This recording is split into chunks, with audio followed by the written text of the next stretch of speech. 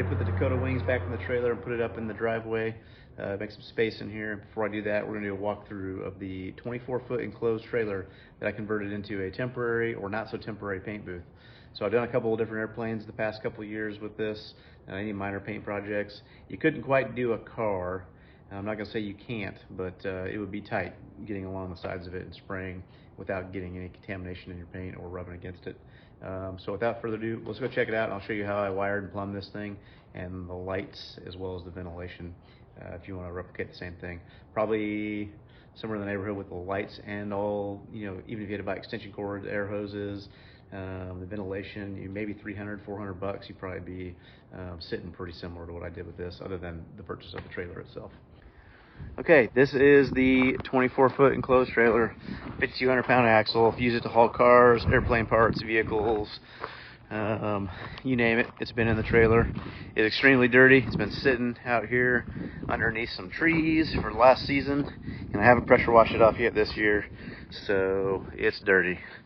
And I haven't really used it for much other than a paint booth for the last 2 years, so it has not really been on the road much. Yep, so we'll come back here to the rear. So what I've got, I basically just unscrewed the rear ventilation post here, and I've got three cables coming out here, or air hose and 2 extension cords.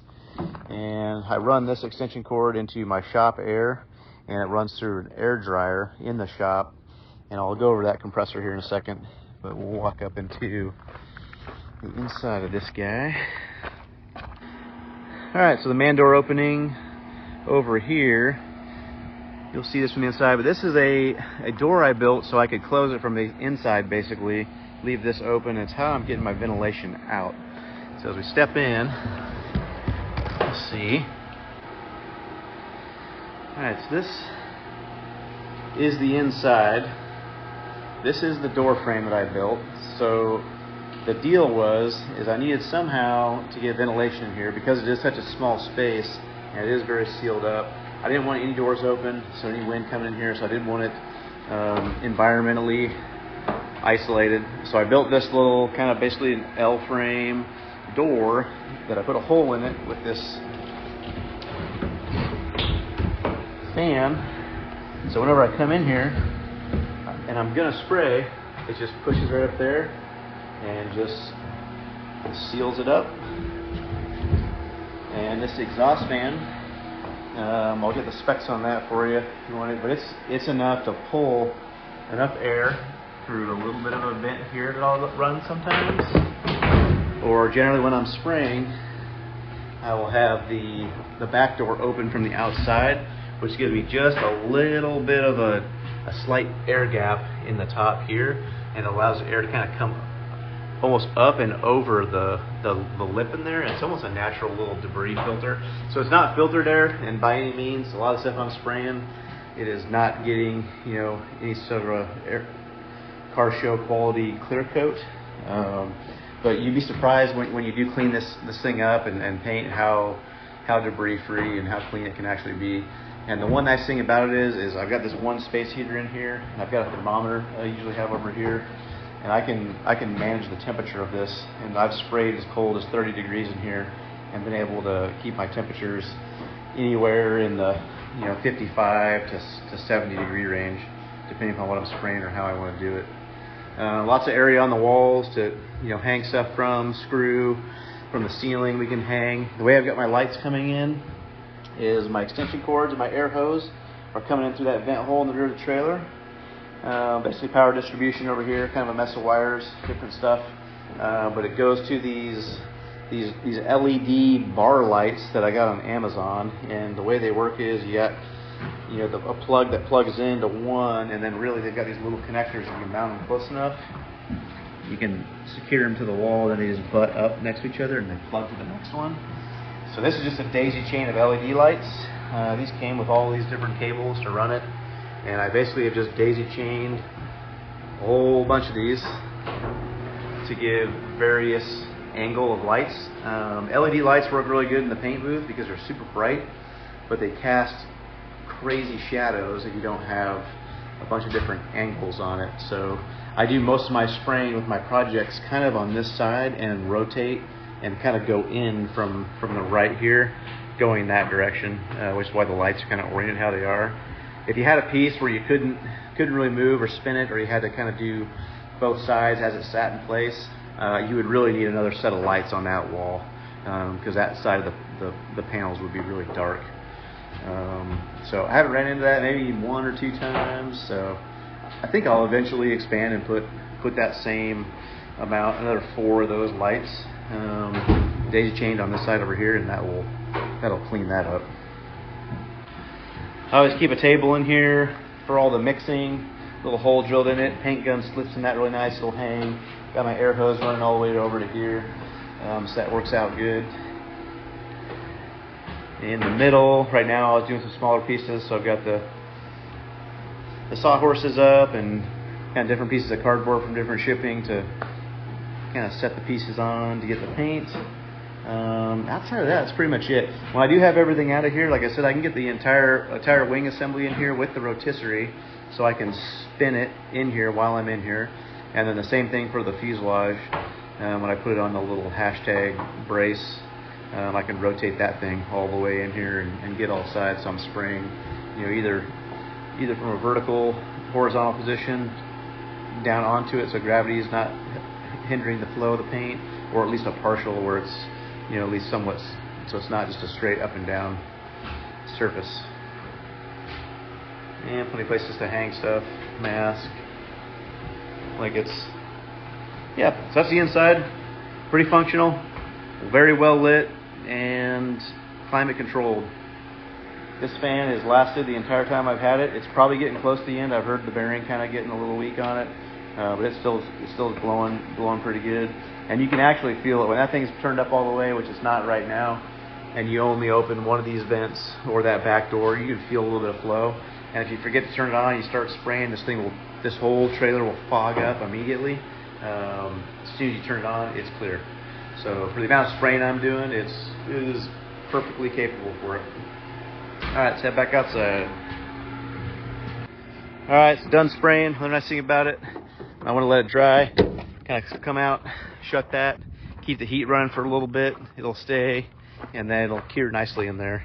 It's actually a pretty good paint booth if you're trying to do anything with a cold cure, where you're really trying to get, really slow dry time.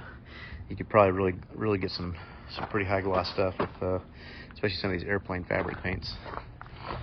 So that is the trailer itself. I'll show you the compressor and the air dryer. So this is the compressor. This compressor I've had for going on 12 years. I have not had to do anything to this compressor except for put oil in it maybe twice. It probably is getting close to needing it now. It's right on the red line. No issues. This is the model. I never heard of Puma before I bought it. I want to say I probably only paid $650, $680 for this thing. Online, I don't know what website it was, I forget, just kind of searched. But this thing has been pretty wild. As far as painting, you need the airflow, enough CFM to go through to keep your gun running. There are a few 110 compressors that can probably keep up with light duty painting, but if you're going to be spraying for an extended period of time, or you really need some air, you're going to need a vertical 220, something like this. If I had to do it all over again, I'd buy this exact one. It's never ran underpowered, and it's always kept the air up with anything I've been doing. I'm not crazy on my filtration. I probably don't even empty this thing as much as I should, but I've got a couple of air-water separators there with quick disconnects. It runs through 2 pressure regulators, so I can run it down here on that regulator, then a second one, and then at the gun I can manage it as well. I've ran a similar regulator at the gun, but this has been usually plenty, and just kind of go by that. From here I run it straight into the air dryer. Alright, so simple air dryer. A lot of people don't really use these, or not really sure what they are. I guess most professional painters or anyone who's done anything in a real paint booth is probably already running through this, whether they know it or not. And it is very important depending upon the climate you live. When I did the aircraft in the desert, not required. The air was dry enough where it wasn't a problem at all. But if you spray long enough in a humid environment, like where I'm at in the Northeast currently, you'll get to a point where you're about done with your project and about to finish it up, and you will end up spraying to the point where you've got enough moisture in the gun where it makes it to the tip, and you might just get it start coming out with the paint, and then you're gonna have all sorts of issues, or spraying it in there right as you're about to finish, or get a water droplet that comes off and it'll ruin your day. So that thing, I've never even messed with the settings on it. It's pretty much gonna plug in and forget it. And for the amount of spraying I'm doing, it's able to keep up. They make really big versions of that. I'm not sure what capacity you'd need if you were really doing a full scale paint booth, but for what I'm doing, that one is plenty and is a must have in a humid environment when you're really bouncing all over the place on temperatures. All right, so that's really it. It's pretty simple. It's an enclosed trailer. It's already got all the environmental protection that you need, just basically as you buy it as is, and then plumbing everything into it. Really not that difficult, as you can see. I guess I lied a little bit on the total cost if you count the compressor and the air dryer, but the lights were, I think I paid $180 for the whole set of lights, and that wasn't even all of them. I've got them in the shop too. And then that blower system, which is actually the vent blower that I use. So this is important. It is from a indoor greenhouse ventilation system. So it came with some ducting, and that fan is supposed to be, for like some sort of grill you put in your basement or like an indoor garden, and to keep the air circulating. So it's a really high volume flow. I didn't need anything that created a lot of pressure, but I need to move a lot of air for the amount of space that's in there. It's really more of a kind of a cubic feet type equation. So that's what that is. I can try to find the links for those and put them in, but based on just seeing it, you should be able to go on Amazon and look for, like an indoor garden ventilation fan system, and then figure out what kind of CFM that you need to move the amount of air, recirculate the amount of air in a certain space, and you can figure that out. I think I paid maybe $60 or $70 for that fan, and then extension cords I already had, air hoses I already had, and then just random screws and nails to mount everything in there. So really wasn't much. I already had the trailer, so it's a really good option. And honestly, probably the more I spray in there, probably the more protected the wood is on the inside of the thing. I think the inside of that trailer is probably going to last forever, just aside from the outside of this thing rusting away. It gets a new coat of paint every time I'm in there testing it. It's good. The only other thing I did do before I started spraying it is I did hand paint and roll all the interior walls of the trailer white, and that was to seal that kind of cheap particle wood that they put in there, that like little thin laminate that's on the inside of trailers, because it's kind of that dull brown, and the lighting wasn't as good when you put the LEDs in there with that. So hand painted a white, like Kills type indoor house paint on the inside there, and that turned the whole thing white, and then the floor was already gray, so that made all the light just bounce around and reflect even more. So the only thing I would change with this trailer right now was I need to pressure wash the outside of it because it's dirty, and I probably need to get a new sticker for the tag because it's probably expired since it hasn't moved in a while.